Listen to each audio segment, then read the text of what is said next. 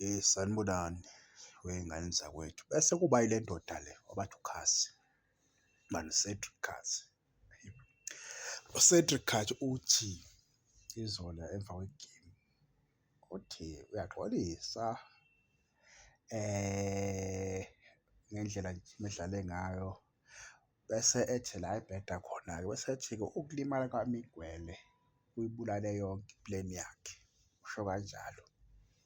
Ya, so yikho egcine edlala ngama-left back awu-three, yabo, okuwu-Cross, okuMcCarthy, okuShinga, yabo. Elami lithi-ke ulimele bonke lawo majita lawo. Okay, ubafake bonke lawo majita laba abawu-three, okusho ukuthi labantu laba bajikela esayidini elilodwa bowu-three.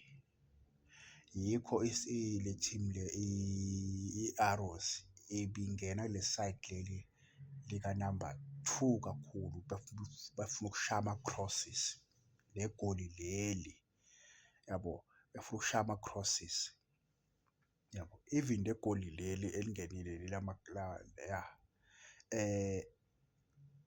the reason why u-Cross eshaya leya nto leyana vele uyi-left footed, uyakekela vele, yabo. Yikho efuna ukushaya leya qethu leyana agcine egeja ibhola ngoba vele uyakekela, yabo. Laphana kungani-ke kuleya nto leyana abayidlalisa-ke angathathanga bengamane mina kuleya three ngithathe uMonyane ngimfake ebe yi-last or ngithathe uMthethwa, yabo, ngimdlalise i-five, yabo. Simple, uthathe uNdlovu umfake phakathi.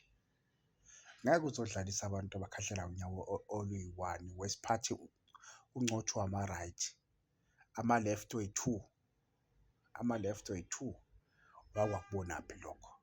Wakubona ngoba la bantu bajikela esayidini eliyi-one, bagudlela esayidini eliyi-one, yabo. Yikho le team le i-Richards Bay cishe yasibulala kakhulu ngenduku ngoba vele emuva sidlala ngabantu abafanayo, umuntu oyi-one.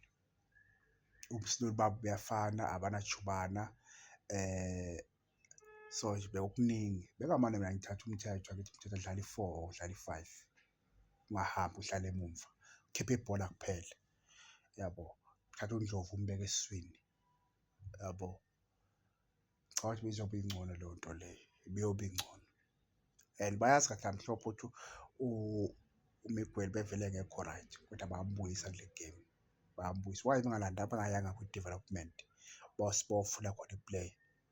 Kuney'ntwana ey'dlala kahle laphana ey'dlala emumva, bona bakhethe le bantu abahambe la bantu laba, abahambe, yabo, abahambe sikhathele.